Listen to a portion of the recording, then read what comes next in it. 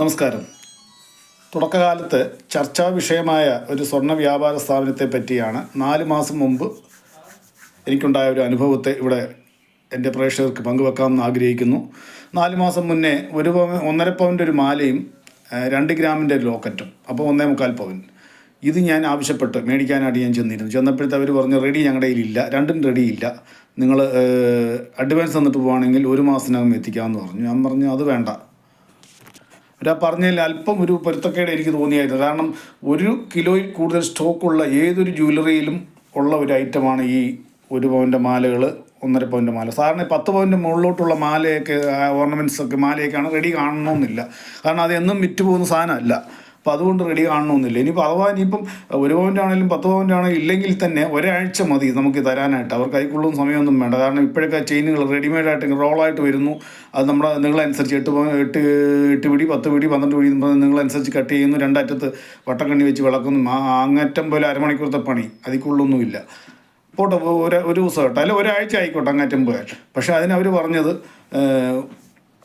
1 മാസം സമയം വേണമെന്ന്. അതെന്തായാലും എനിക്ക് ചുറ്റിക്കളിയായിട്ട് തോന്നി. ഞാൻ പറഞ്ഞു വേണ്ട. കാരണം അവരെ ആശ്രയിക്കാൻ കാര്യം തന്നെ ഇവർ ആരംഭകാലത്ത് തന്നെ ഇവർ ചർച്ച വിഷയമാകാൻ കാരണം ഇവർക്ക് ലേബർ എക്സ്പെൻസ് ഇല്ല എന്നൊരു ഓഫർ ഉണ്ടായിരുന്നു.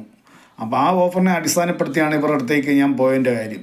പക്ഷേ ഇങ്ങനെ ഒരു നിരാശയായപ്പോഴത്തേക്ക് ഞാൻ ഉടനെ മടങ്ങിയെത്തി. ഞാൻ 2 ദിവസം കഴിഞ്ഞ് മറ്റൊരാളെ ഞാൻ പറഞ്ഞു വിട്ടു. ഇതേ ആവശ്യം എന്ന് പറയുമ്പോൾ ചെറിയൊരു മാറ്റമുണ്ട്. അതായത് 1 പവൻ്റെ ഒരു മാലയും 4 ഗ്രാമിൻ്റെ ലോക്കറ്റും, ടോട്ടലി 1.5 പവൻ, അങ്ങനെ കണക്കാക്കി അയാളെ ചെന്ന് പറഞ്ഞു വിട്ടു. അയാളെ ചെന്ന് അന്വേഷിച്ച് പോയപ്പോഴും അയാളോടും പറഞ്ഞത് തന്നെയാണ്, ഞങ്ങളുടെ സാധനം ഇപ്പോൾ റെഡിയില്ല, സ്റ്റോക്ക് തീർന്നിരിക്കുകയാണ്, നിങ്ങൾ അതിൻ്റെ അഡ്വാൻസ് കൊടുത്തേച്ച് പോവുകയാണെങ്കിൽ 1 മാസത്തിനകം എത്തിക്കാം. അഡ്വാൻസ് എന്ന് പറയുമ്പോൾ 5-10 രൂപ കൊടുത്താലൊന്നും പറ്റുകയില്ല. ഏകദേശം അന്നത്തെ വിലയ്ക്ക് 4 മാസം മുമ്പുള്ള വിലയ്ക്കാണെങ്കിൽ 1 ലക്ഷത്തിൻ്റെ അടുത്ത് ബില്ല് വരുന്നൊരു കേസാണ്. അപ്പോൾ പിന്നെ നമ്മളൊരു 10,000 രൂപ കാശയിലും കൊടുക്കണം. തന്നെയല്ല അത്രയ്ക്കും ഡിലേ വരേണ്ട യാതൊരു കാര്യവുമില്ല. അപ്പോൾ അതിൽ നിന്ന് തന്നെ എനിക്ക് മനസ്സിലായി എന്തോ ഒരു ചുറ്റിക്കളിയുണ്ട് ഇതിനകത്ത്. അല്ലാണ്ട് ഇവരിങ്ങനെ ചെയ്യുകയല്ലോ.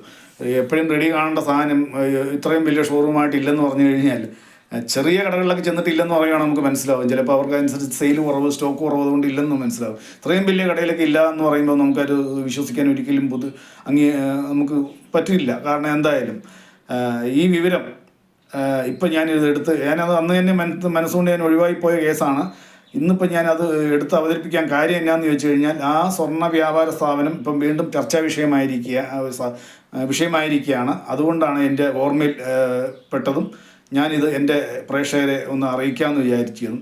അപ്പോൾ ജ്വല്ലറി ഏതാണെന്നൊക്കെ, സ്വർണ്ണക്കട ഏതാണെന്നൊക്കെ എന്നെ കാണുമ്പോൾ നിങ്ങൾക്ക് മനസ്സിലാവുമെന്ന് ഞാൻ വിശ്വസിക്കുന്നു. നന്ദി, നമസ്കാരം.